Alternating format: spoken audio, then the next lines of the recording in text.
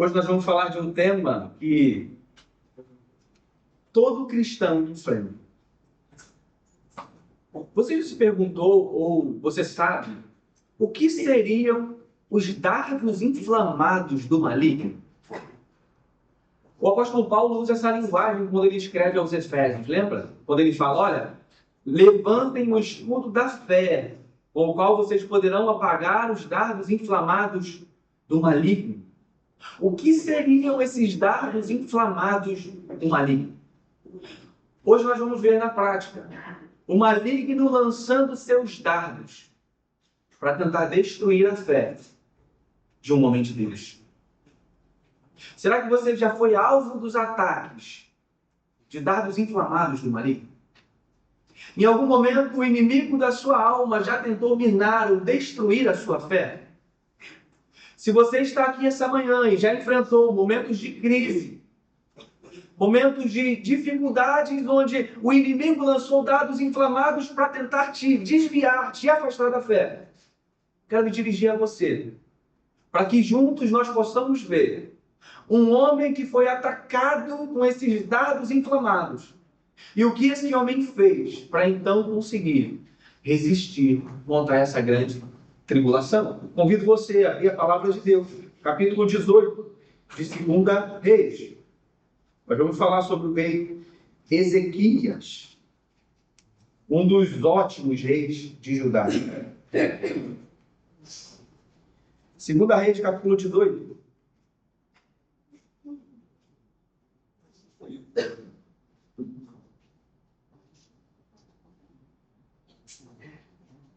Todos acharam? Diz assim o texto bíblico. No terceiro ano do reinado de Oséias, filho de Elá, rei de Israel, Ezequias, filho de Acais, rei de Judá, começou a reinar. Ele tinha 25 anos de idade quando começou a reinar, e reinou 29 anos em Jerusalém. O nome de sua mãe era Abia, filha de Zacarias. Ele fez o que o Senhor aprova, tal como tinha feito Davi, seu predecessor.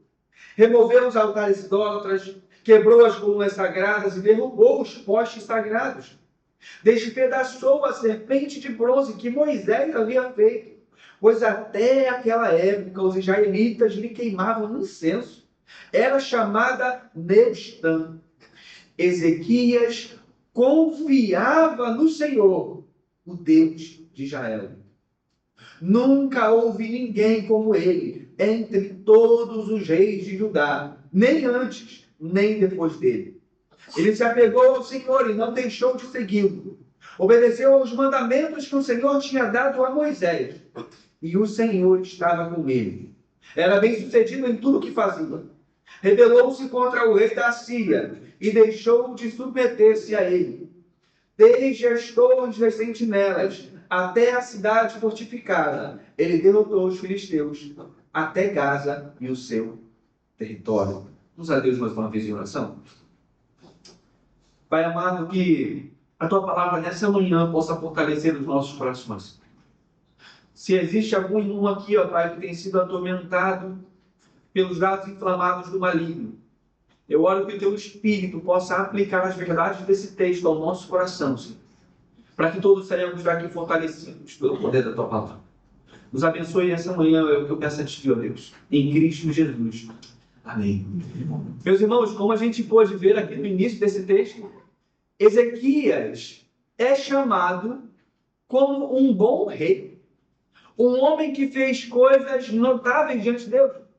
O texto parece fazer questão de mostrar para a gente que Ezequias era alguém que confiava em Deus.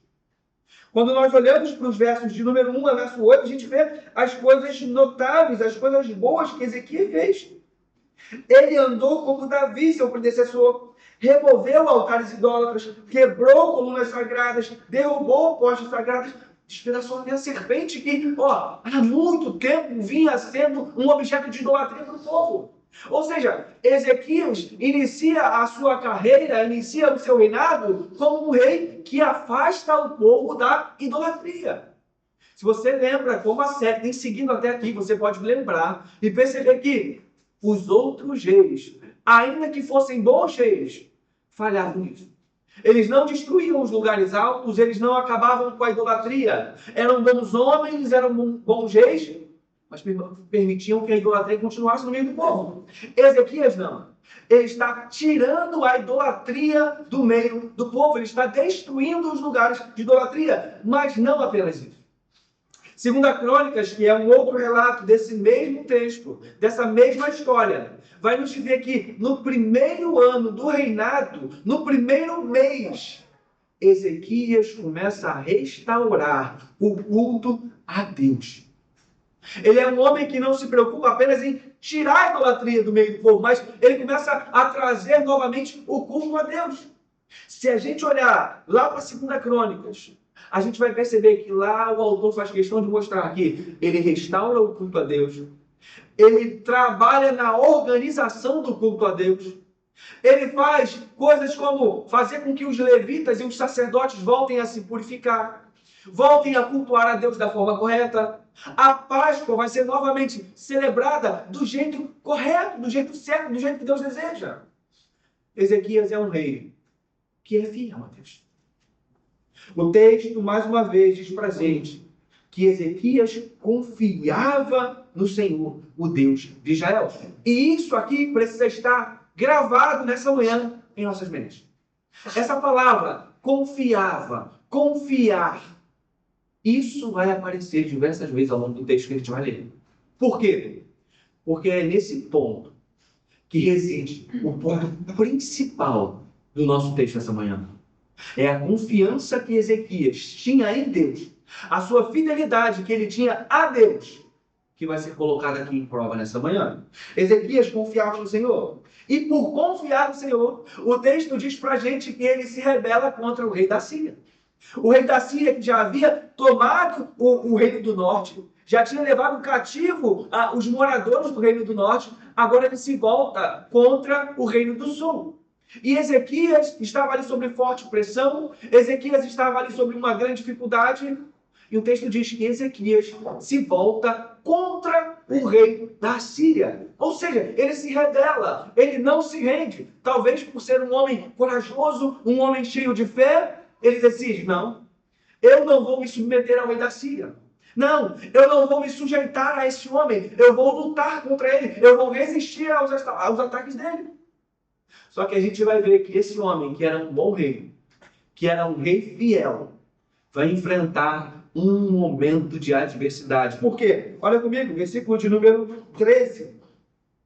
No 14º ano do reinado do rei Ezequias, Senaqueribe, rei da Síria, atacou todas as cidades fortificadas de Judá e a conquistou. Olha o verso 14.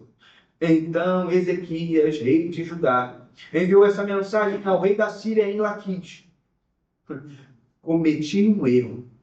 Para de atacar-me, e eu pagarei tudo o que exigires.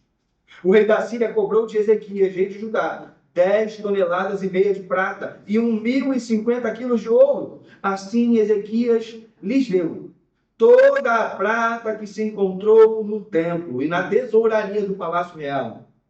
Nessa ocasião, Ezequias, rei de Judá, retirou o ouro com que havia coberto as portas e os batentes do templo do Senhor e os deu ao rei da Síria. Um rei bom, um rei fiel, que no ímpeto da sua fé decidiu se rebelar contra o rei da Síria. Mas logo que ele vê o que a sua rebelião causou, o ataque do rei da Síria diretamente contra ele, o que ele faz? Eu cometi um erro, me desculpa. Aqui a gente vê um bom rei, um rei fiel, mas que fraquejou na fé. Faltou confiança a Ezequias de que, de fato, Deus iria libertar o seu povo. Então ele diz, olha, me desculpa, eu errei, eu confesso. O que tu quer que eu te faça? Me fala o que eu posso pagar para você parar de me atacar. O rei então dá ali o seu valor, ele dá o preço. E o que Ezequias faz? Pega todo o tesouro do seu palácio e pior, pega o tesouro do templo de Deus. Ele tira o ouro dos batentes das portas do templo. Ezequias está pegando aquilo que é de Deus e entregando ao inimigo. Querendo refrear o ataque do inimigo, Ezequias pega o que é de Deus e dá para o inimigo. Isso aqui é uma boa ilustração daquilo que nós fazemos com coisas preciosas que temos da parte de Deus. O tempo que nós temos, a saúde que nós temos, nos são dadas por Deus. Se você está aqui essa manhã, é porque Deus permitiu que você aqui estivesse. Se você tem saúde, é porque Deus lhe deu saúde. Mas quantas vezes pegamos as coisas que Deus nos dá, pegamos as coisas que são de Deus e entregamos de mão beijada ao inimigo? Quantas vezes a nossa espiritualidade não é minada porque pegamos o nosso tempo, que é dado por Deus, é algo de Deus, e usamos para pecar contra Deus. Damos de mão beijada ao inimigo.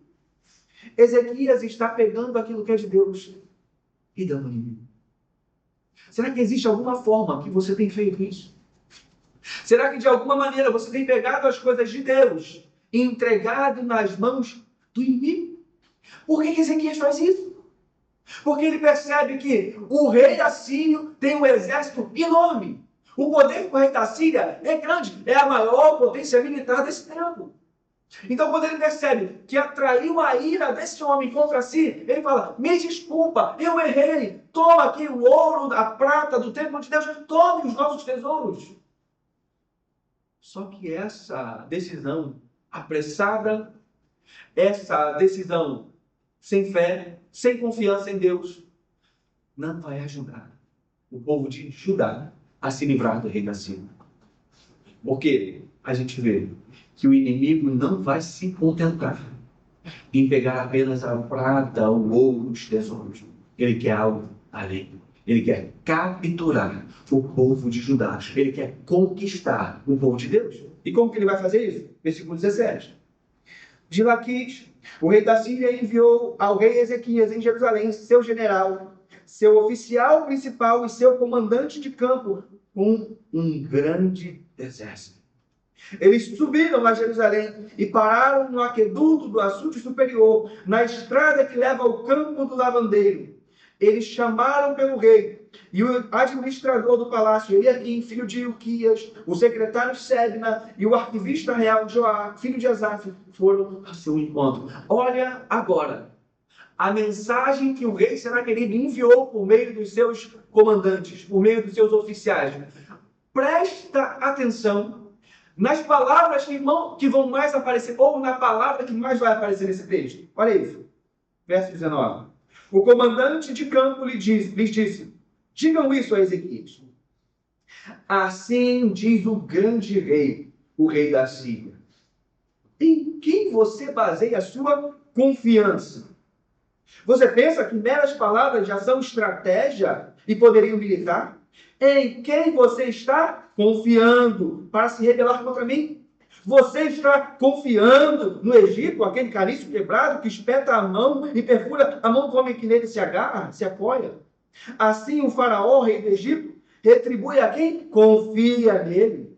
Mas se vocês me disserem: estamos confiando no Senhor, o nosso Deus, não é ele aquele cujos santuários e altares Ezequias removeu, dizendo a Judá e Jerusalém: vocês devem adorar diante deste altar em Jerusalém? Aceite, pois, agora o desafio do meu senhor, o rei da Síria. Eu lhe darei 2.000 cavalos, se você tiver cavaleiros para montá-los. Como você pode derrotar o mais insignificante guerreiro do meu senhor? Você confia no Egito para lhe dar carros de guerra e cavaleiros? Além disso, será que vim atacar e destruir esse local sem uma palavra da parte do Senhor? O próprio Senhor me disse que marchasse contra este país e destruísse. Olha as palavras que esse homem está usando contra o rei Ezequias. A gente precisa ler esse trecho, lembrando do versículo 5. Ezequias confiava no Senhor, o seu Deus. E agora qual é o ataque do inimigo? Ezequias, em quem você está confiando? O inimigo quer minar toda e qualquer esperança que possa existir em Ezequias. Ele quer minar, por exemplo, uma possível busca de ajuda ao Egito. Ele fala: no Egito não tem como você confiar. O Egito não vai poder te ajudar. Deus não vai te ajudar. Não adianta confiar em Deus. E ainda ele fala: olha, Se você tiver cavaleiros para montar em cavalos, eu forneço os cavalos para você. Sabe o que ele está querendo dizer? Você também não pode confiar no seu exército. Olha isso. Não confia no Egito, não confia em Deus, não confia no seu exército. Por quê? Nada disso vai adiantar. Percebe a estratégia do inimigo? Querendo minar a confiança e a fé que esse homem tem em Deus. Não é assim, meus irmãos, que o inimigo das nossas almas luta contra cada um de nós, querendo minar a nossa fé, querendo minar a nossa confiança, a nossa esperança em Deus.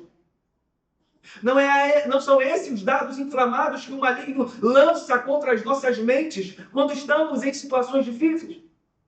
Quando você se pega no meio de uma provação e de repente vem aquele pensamento: já era, estou perdido.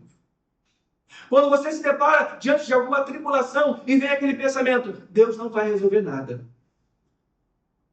Quando você se pega diante de momentos difíceis e vem aquilo: orar não é adiantado. São ataques que são direcionados diretamente à nossa fé, à nossa confiança em Deus.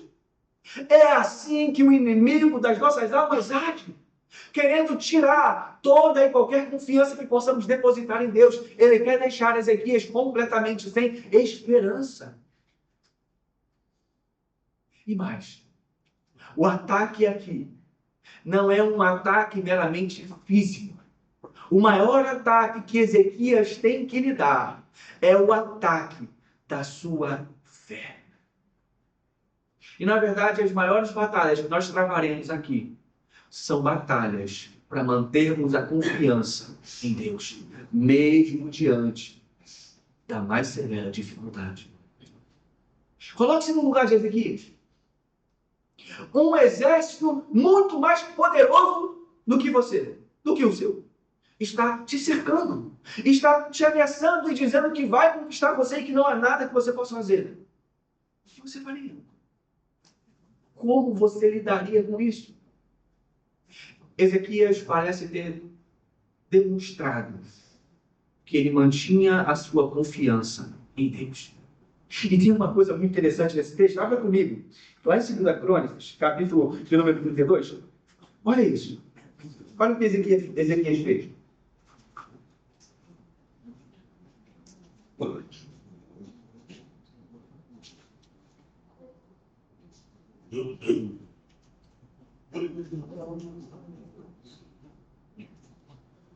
Olha isso, a partir do versículo de número 6.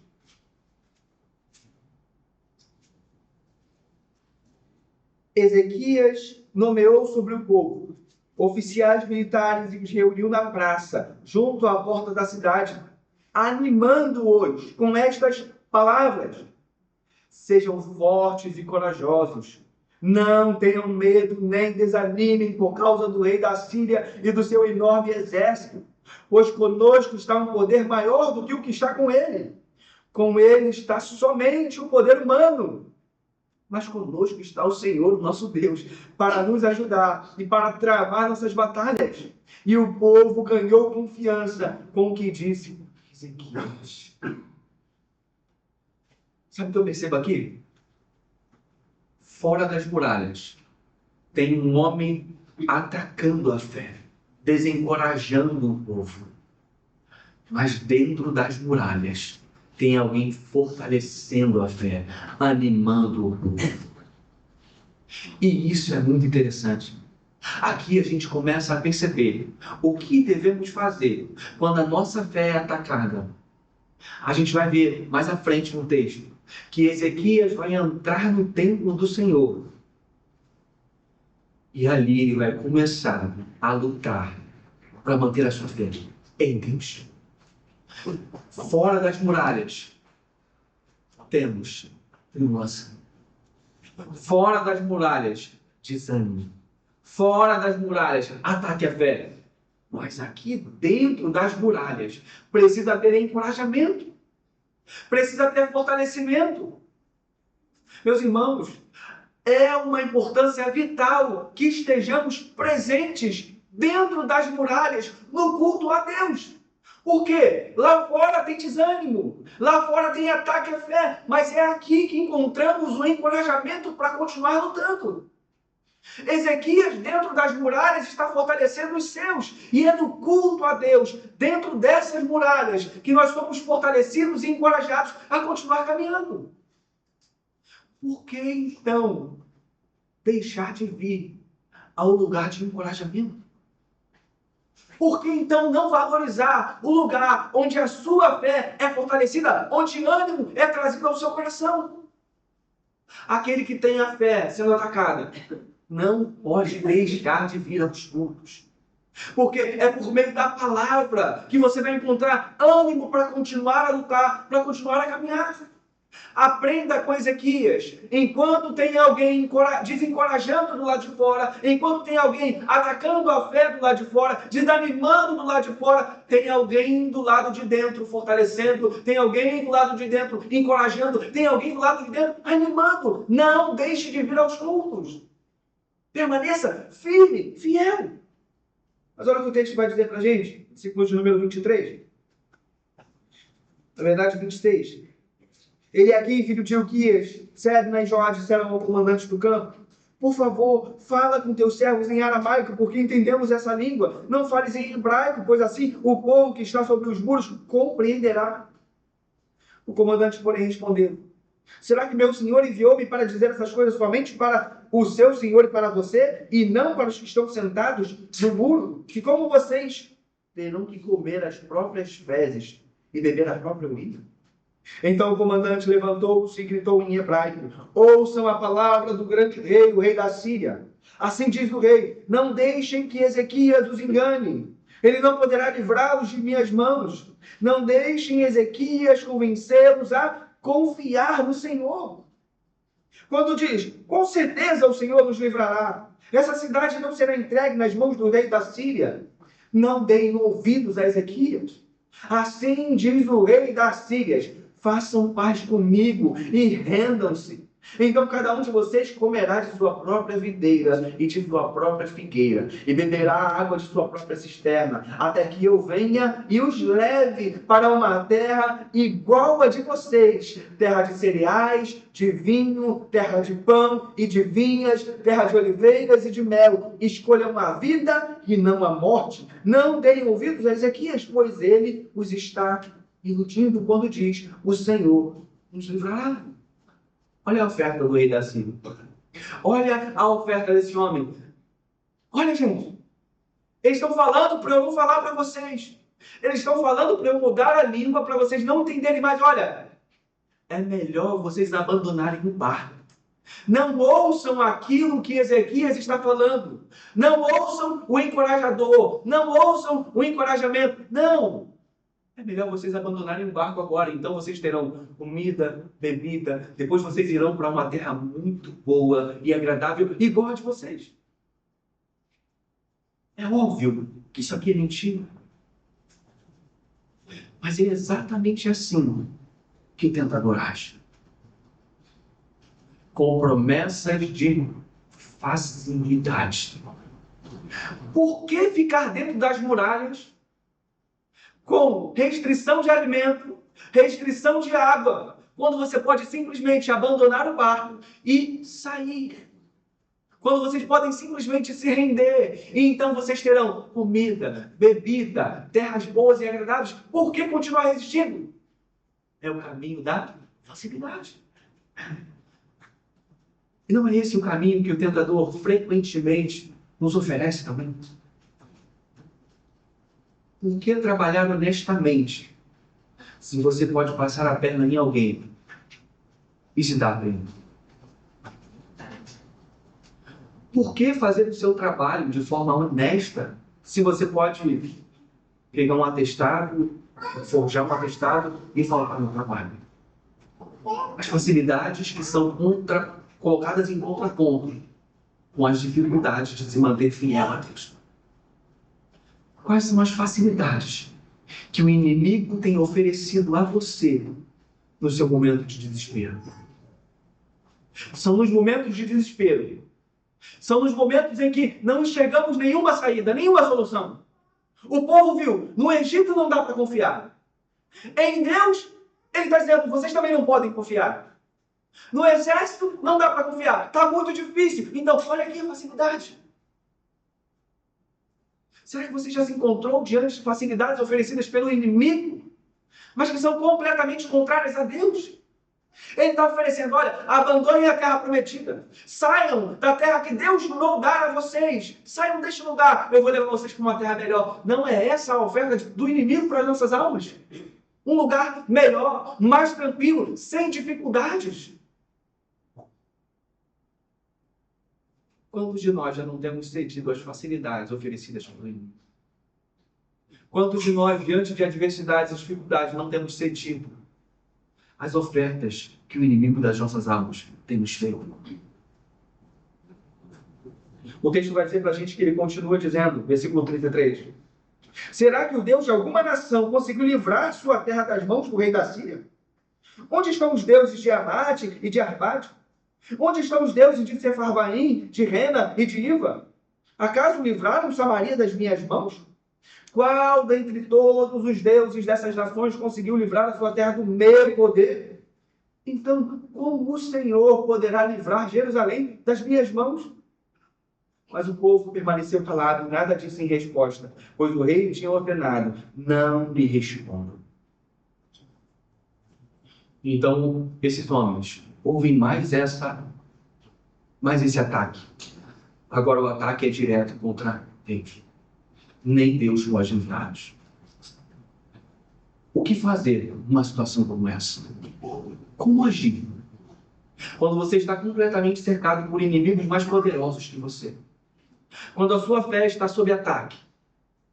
Quando você está completamente enrascado. O que fazer? Ezequias, no capítulo 19, vai ouvir o relato, vai rasgar as suas vestes, colocar roupas de luto e, então, Ezequias entrou no templo do Senhor. Eis aí um homem que fraquejou na fé, mas que não ficou caído. Eis um homem que teve um lapso de fé, mas que logo se levantou e percebeu que quando não há nenhuma esperança, você ainda pode confiar em Deus. Quando todas as outras coisas falham, quando você não consegue fazer absolutamente mais nada, é nesse exato momento que você vai descobrir que você tem em Deus tudo o que você precisa. Tim Keller diz pra gente que é quando nós percebemos que não temos mais absolutamente nada. É só aí que então nós aprendemos que Deus é tudo o que precisamos. Ezequias entra no templo, ele rasga as suas vestes, ele se humilha diante de Deus. Ele vai ao lugar onde ele consegue encontrar refúgio. A fé está sob ataque? Entre no templo. O coração está duvidoso? Entre no templo. As dificuldades o apertam? Entre no templo, se humilhando diante de Deus e buscando a sua poderosa mão. Aprendam com o rei Ezequias como lidar com a crise, como lidar com as dificuldades, como lidar com o ataque da fé. E não apenas isso, mas olha o que mais esse homem faz. Ele entrou no templo do Senhor. Versículo 2. Ele enviou o administrador do palácio, Eliaquim, o secretário Sebna e os sacerdotes principais, todos vestidos com pano de saco, ao profeta Isaías, filho de Amós. Eles lhe disseram, assim diz Ezequias, hoje é dia de angústia, dia de repreensão e de humilhação. Estamos como a mulher que está para dar à luz a filhos, mas não tem forças para fazê-los nascer. Talvez o Senhor, o teu Deus, ouça as palavras do comandante do campo, a quem o Senhor dele, rei da Síria, enviou para zombar do Deus vivo.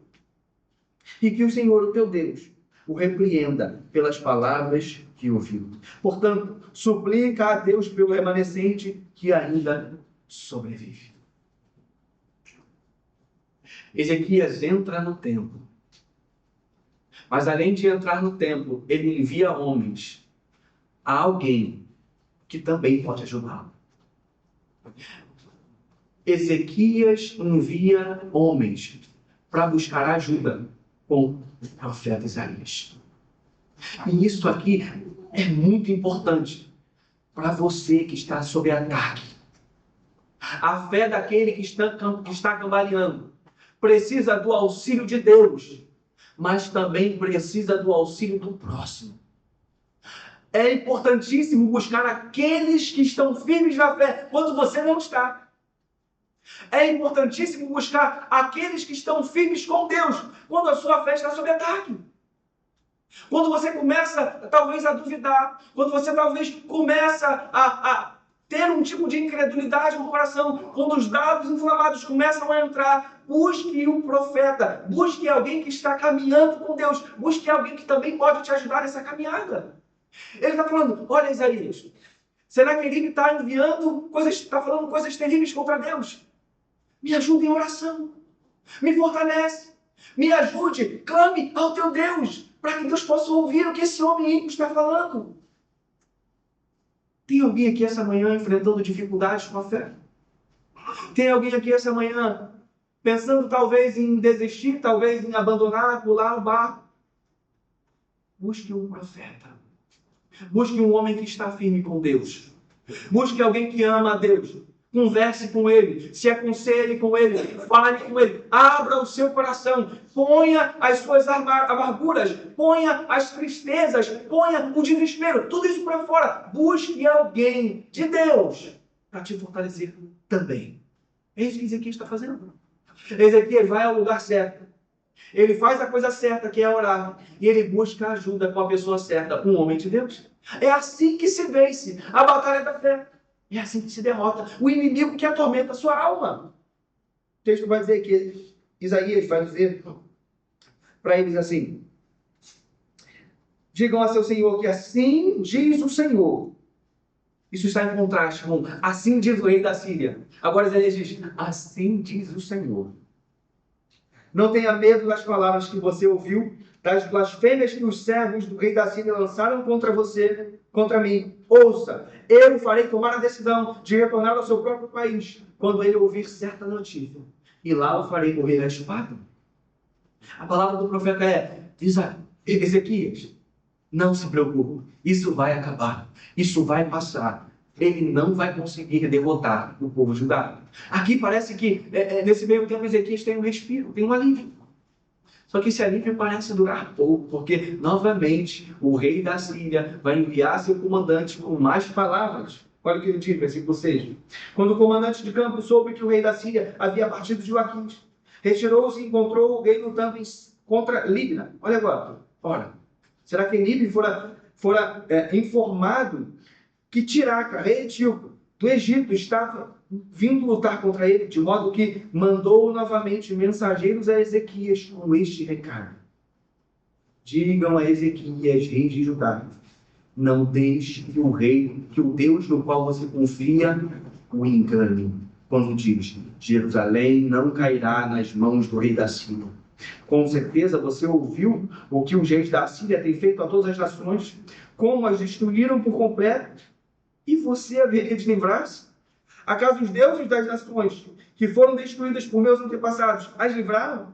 Os deuses de Gozã, de Arã, de Rezefe e do povo de Éden que estava em Teslazar? Onde estão o rei de Amate, o rei de Arpade, o rei da cidade de Sefarvaim, de Rena e de Iva?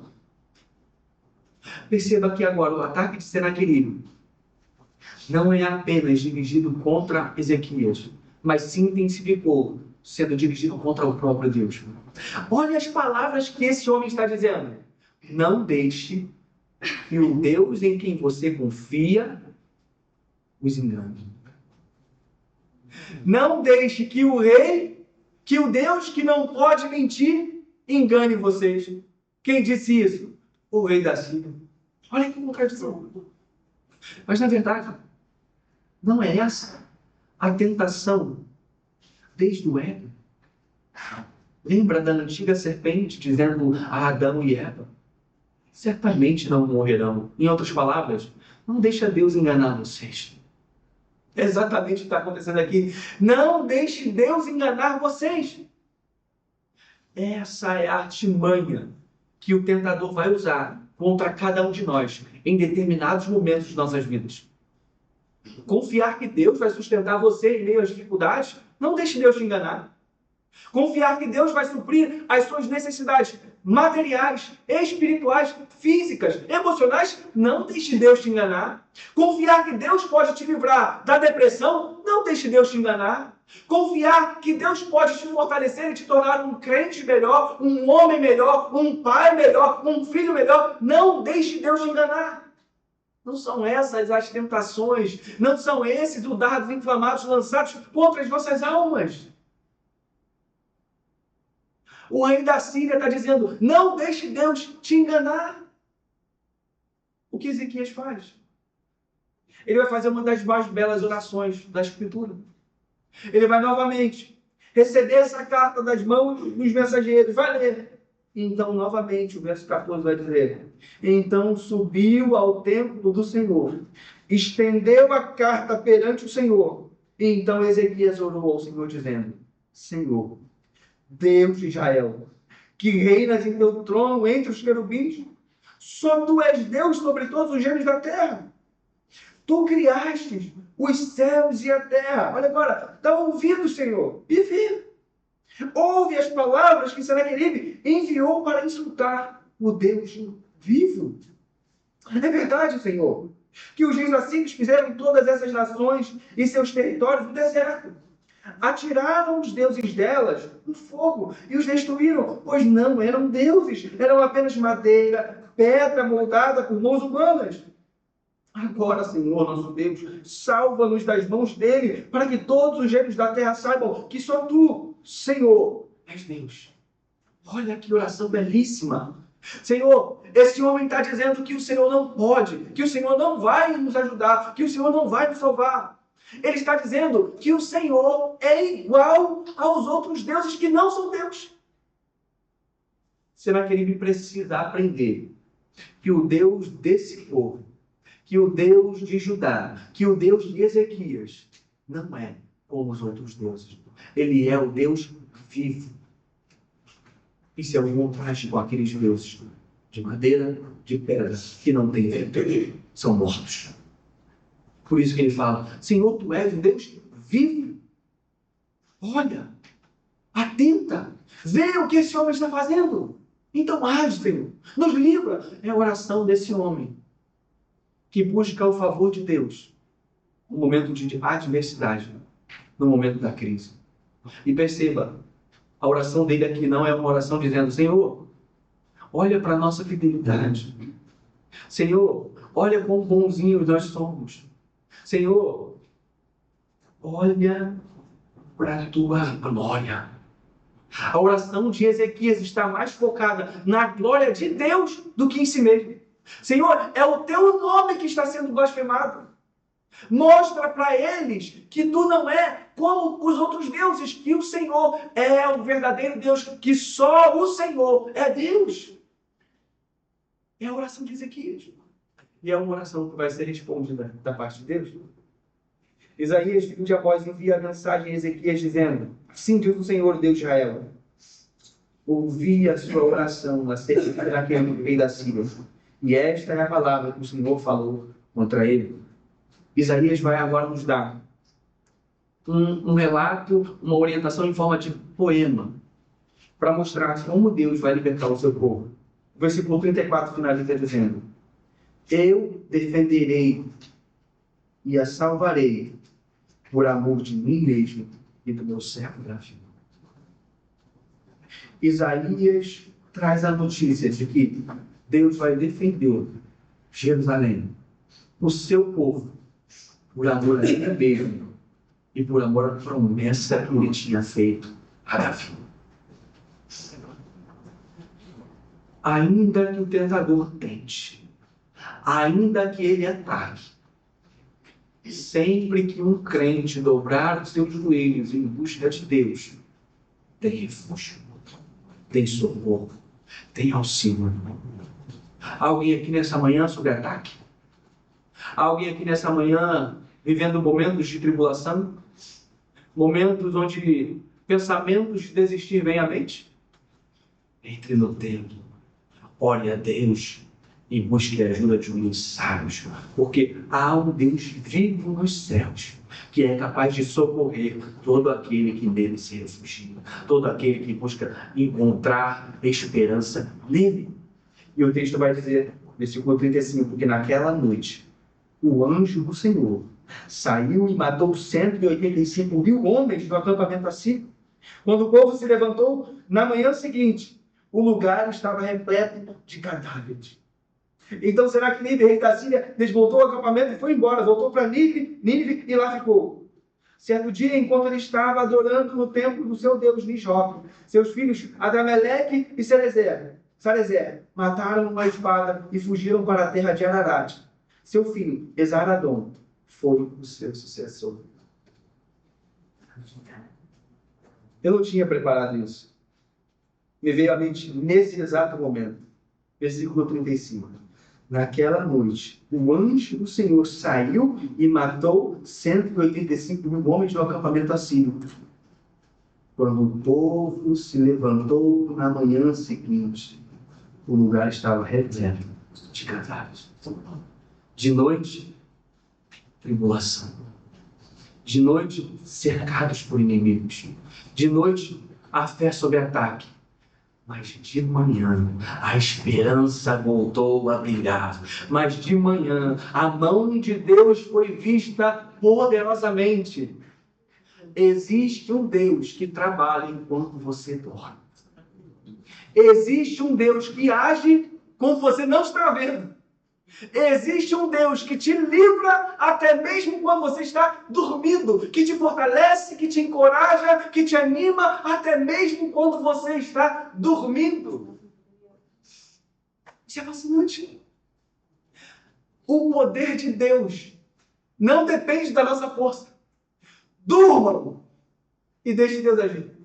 Descansem e deixem Deus agir. Eu lembro do salmista dizendo: Senhor, em teus braços sou como criança recém-desmamada, que só dorme, só descansa, só sente alívio, só sente conforto. Em teus braços sou como criança que acabou de mamar. Meus irmãos, é esse o nosso Deus. E é nele que a nossa esperança deve residir. É nele que devemos descansar.